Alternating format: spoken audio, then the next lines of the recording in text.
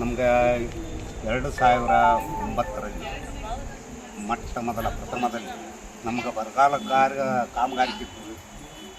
ಆ ಸಂದರ್ಭದಲ್ಲಿ ಅಮ್ಮನವರು ಅನುಷ್ಠಾನ ಹೊಂದಿರ್ತಾರೆ ಅಂತೇಳಿ ಹೇಳಿದರು.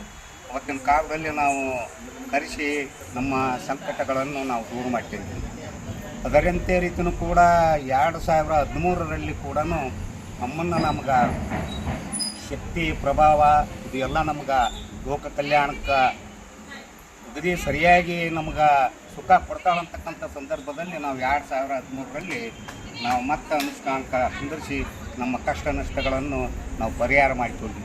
ಆದರೆ ಈಗ ಕೆಲವು ಸದ್ಭಕ್ತರು ಏನಂದರು, ಮಳೆ ಮಾರು ಅಂತಕ್ಕಂಥದ್ರಲ್ಲಿ ಕೂಡ ಈಗ 2014ರಲ್ಲಿ ನಮ್ಗೆ ಒಂದು ಕಷ್ಟದಲ್ಲಿ ಬಂದು ಕುಂತಾಳಂದ್ರೆ ಈಗ ಆಜ್ಞೆ ಪ್ರಕಾರ ಐತಂದಾಗ ನಮ್ಗೆ ಅನುಷ್ಠಾನ ಮಾಡಮ್ಮ ಅಂತಂತೇಳಿ ನಾವು ಹೇಳಿದಾಗ ಈಗ 9ರಿಂದ ಕಚ್ಕೊಂಡು ಮತ್ತು ಮುಂದಿನ 1ನೇ ತಿಂಗಳಲ್ಲಿ 9ನೇ ತಾರೀಕಿನವರೆಗೂ ಕೂಡ ನಾವು ಆ ವಿಶೇಷತೆಯಿಂದ ಈ ಅಮ್ಮನವರ ಅನುಷ್ಠಾನಕ್ಕೆ ನಾವು ಸ್ಪಂದಿಸಿದ್ವಿ.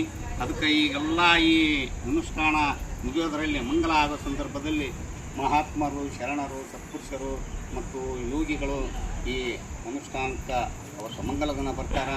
ಎಲ್ಲ ಸದ್ಭಕ್ತರು ಬರಬೇಕಾಗಿ ವಿನಂತಿ. ಮತ್ತು ಪ್ರಸಾದನೂ ಎಲ್ಲರಿಗೂ ಸದ್ಭಕ್ತರಿಗೆ ಪ್ರಸಾದ ಇರ್ತದೆ, ಸ್ವೀಕಾರ ಮಾಡಿಕೊಂಡು ಹೋಗ್ಬೇಕಂತೇಳಿ ನಾನು 2 ಮಾತುಗಳನ್ನು ವಿನಂತಿಸುತ್ತೇನೆ.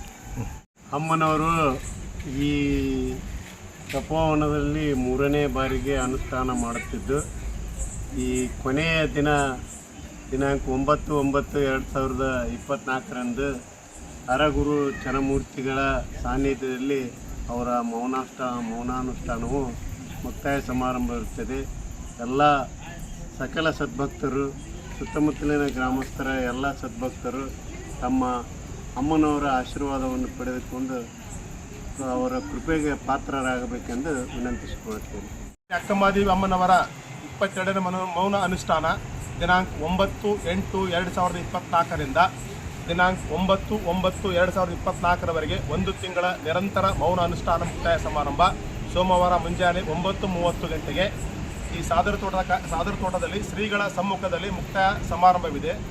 ಮುಂಜಾನೆ 9:30 ಗಂಟೆಗೆ ಈ ಸಮಾರಂಭಕ್ಕೆ ತಾವುಗಳು ಬರಬೇಕೆಂದು ಸುತ್ತಮುತ್ತ ಗ್ರಾಮಸ್ಥರು ವಿನಂತಿ ಮಾಡಿಕೊಳ್ಳುತ್ತೇನೆ.